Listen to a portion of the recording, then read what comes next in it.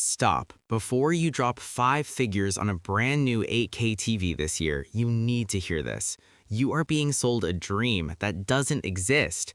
Today, I'm exposing the 10 specific 8K models that are a total waste of your money in 2026. Let's get into it. Welcome back to the channel. We are sitting here in 2026, and if you walk into any big box retailer, you are going to see a wall of 8K televisions glowing with the most beautiful, crisp footage you've ever seen. The sales reps will tell you that 4K is last decade's news. They'll tell you that if you want the best, you need 33 million pixels. But here is the truth that the TV industry doesn't want you to know. 8K is a dead-end technology. Think back to 2020. We were told that by 2026, we'd be streaming 8K Netflix, playing 8K PlayStation 6 games, and watching the Olympics in 8K. None of that happened. In fact, streaming bit rates have barely kept up with high-quality 4K. Most of the 8K you see is just upscaled 4K, which means your TV is basically guessing what the extra pixels should look like. Even worse, the physics of the human eye haven't changed. Unless you are sitting uncomfortably close to a massive screen, your brain cannot process that extra detail. You are paying for pixels you literally cannot see. Today, we are going through 10 specific models that are hitting the shelves or sitting on clearance in 2026. We're going to look at why these specific sets are bad investments and what you should be buying instead to actually improve your home theater. Let's start with the heavy hitter, the Samsung QN900F Neo QLED 8K. This is Samsung's flagship. It's the one they put at the front of the store with the infinity screen. The problem with the QN900F isn't that it's a bad TV in a vacuum, it's a bad value proposition. In 2026, Samsung's 4K S95F, their top-tier QD OLED, is widely considered one of the best screens ever made. The QN900F costs twice as much as that 4K OLED. When you pay that 8K premium, you'd expect better picture quality across the board.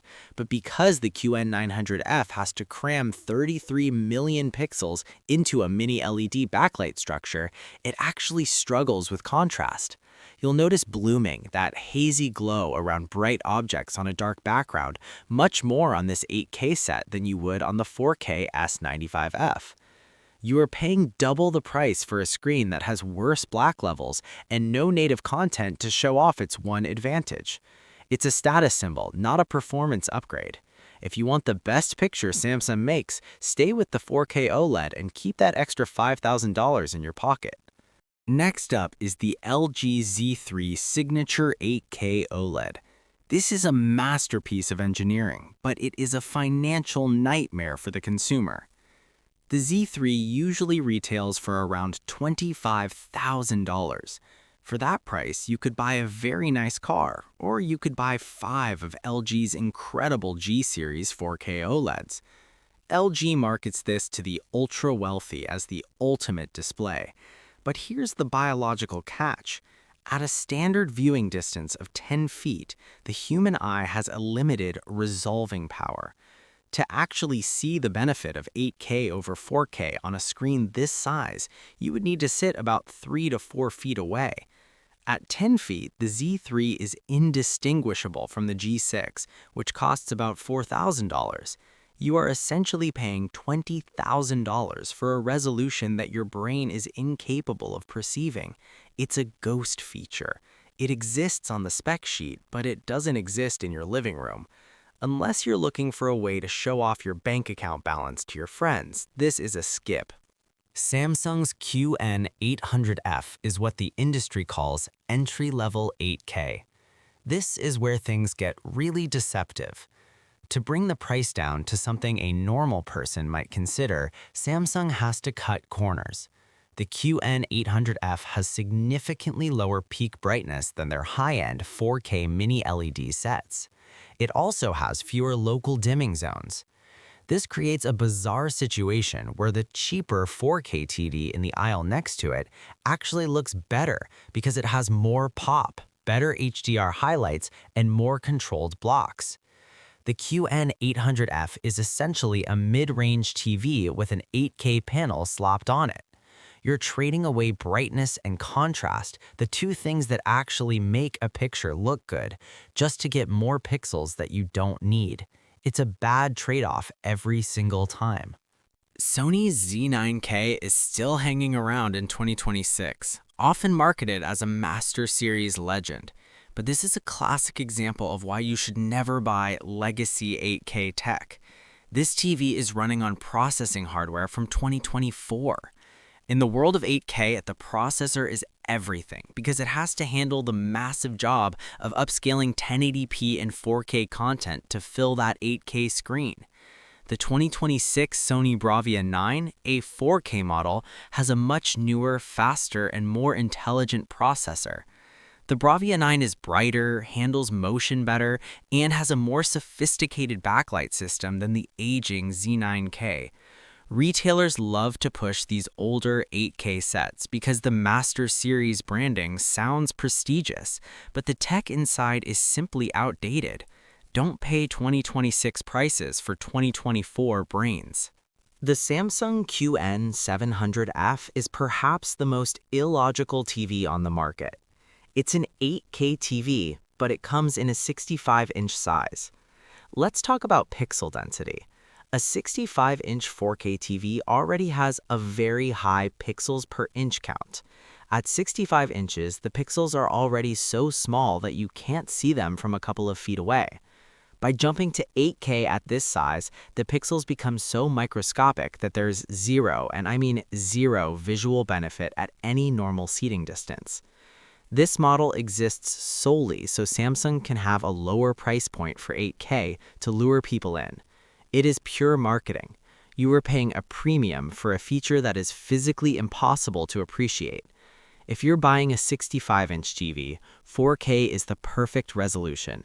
Anything more is just throwing money into a black hole. The LG QNED99 is an 8K mini-LED TV that looks great in a bright showroom, but the moment you take it home and turn off the lights, the problems start. Because this TV has to manage 33 million pixels with a mini-LED backlight, it suffers from significant blooming. If you're watching a movie with subtitles or a scene with a candle in a dark room, you'll see a giant white halo around the bright spots. In 2026, the market is flooded with 4K OLED TVs that have per-pixel lighting. An OLED can turn off every pixel individually, giving you perfect blocks and zero blooming. Why would you pay for an 8K QNED that has distracting light bleed when you could get a 4K OLED that looks perfect? 8K resolution doesn't matter if the basic contrast of the TV is flawed. TCL is known for pushing boundaries, and the X11H 8K Mini-LED is a beast. It claims to hit 6,500 nits of brightness. On paper, that sounds amazing, but in the real world, the X11H is a spec sheet monster. To hit those brightness levels at 8K, the TV consumes a massive amount of power and generates incredible heat. Some users have reported that these sets actually make their living rooms warmer after a few hours of use. Furthermore, almost no content is actually mastered at 6,500 nits. Most movies are mastered at 1,000 or 4,000 nits. This means the TV is over-spec'd for the content that actually exists.